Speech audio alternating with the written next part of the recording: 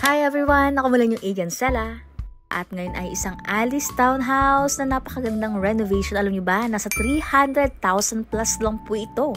O diba? Para magkaroon tayo ng mga idea kung paano natin mas mapaganda ang ating Alice unit. Ay, tingnan niyo naman to, diba? Nagkaroon pa siya ng CR sa first floor. Ako muli ang yung Agent Sela, your trusted property consultant at kapitbahay dito sa Lancaster, Cavite. Okay, let's go. Ayan, hindi pa sila nagpabakod. Nagpasimento muna sila sa labas at tignan nyo naman ang inside renovation nila. Simple pero ang sarap sa mata. Ayan, diba? Si Alice Townhouse po kasi naka-condo inspired siya. Kaya yung kanyang kitchen nasa harapan. Pero pinabago, nilipat dito sa first bedroom. Ayan. Pinapalitan din yung stairs. Pinalagay yung wood planks, ayan. So, mas naging spacious po yung kanilang Alice. At eto, di ba, ang galing. Nagkaroon sila ng mini CR sa ibaba ng stairs. Ang galing ng idea. First time ko makakita ng naglagay ng CR dito sa ilalim ng stairs. Kasi akala ko hindi kasya. Pero nagukay sila konti eh. Ayan. Oh. Napakagaling. Shout out sa homeowner po. Congratulations sa inyong napakagandang bahay at syempre sa contractor. Maraming salamat kay Contractor Ron sa pagpapahintulot na makapag-vlog sa kanilang project. Ayan. Ayan si Contractor Ron. Ito yung unang kwarto, first bedroom. Pwede niyo po siyang i-convert to kitchen kung hindi nyo naman kailangan ng kwarto rito sa baba para mas lumaki yung inyong first floor. Lumawak, I mean. Ayan. Tapos ang ganda ng mga cabinets.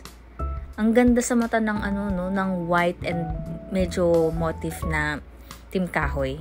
Sa mga interested po mag-enquire, kumuha ng Alice Townhouse, kumuha na kayo kasi mura pa ngayon. Pwede po siya ipag-ibig. Nasa 13,000 monthly lang magkakaroon ka na ng Alice unit, 3 bedrooms. Meron ngayon mga available na magkakatabi. So kung mga gusto niyo ng business soon, pwede niyo pa-rent yung isa or kung marami kayo sa pamilya, di ba? Ang ganda. Nasa inyo na talaga, if ever na may mga design din kayo, ideas na gusto nyo gawin sa inyong unit, i-advise nyo lang kay contractor nyo, sa may pili nyong contractor para mapagtulungan nyo yung magiging ganda ng inyong house. Ayan.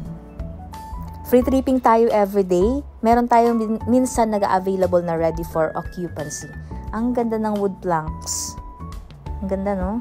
Ang linis. Bumagay din yung niya, ang tawag doon yung gabay. And yung baba lang pala yung pinaayos nila client. Tung taas, i-DIY nila ito na lalagyan ng vinyl. Ayan, itong isang room nalagyan nila. 'Di ba? Ang galing. Nasa inyo na talaga kung paano nyo mas mapaganda yung inyong house.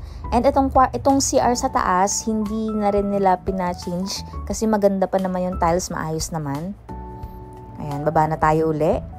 Ayan, sa mga interested magpa-improvement, message lang kayo sa ito yung page nila. Libre lang naman yung magpa-quote.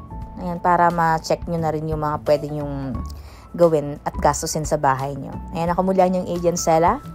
See you soon!